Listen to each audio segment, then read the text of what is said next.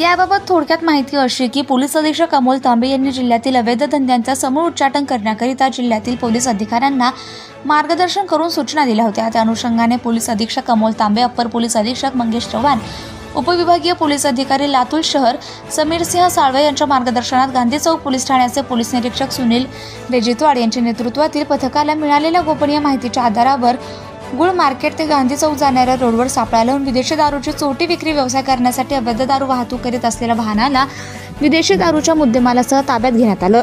विदेशी दारूची अवैध वाहतूक करणाऱ्या इसमाविरुद्ध पोलीस ठाणे गांधी चौक येथे गुन्हा दाखल करण्यात आलाय।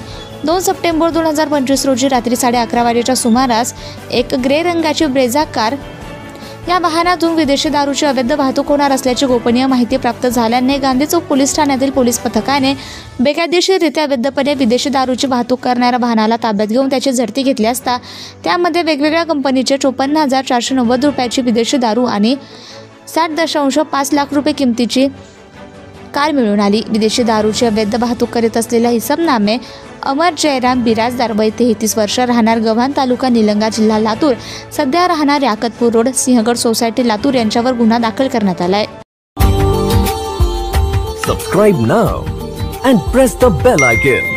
Never miss an update.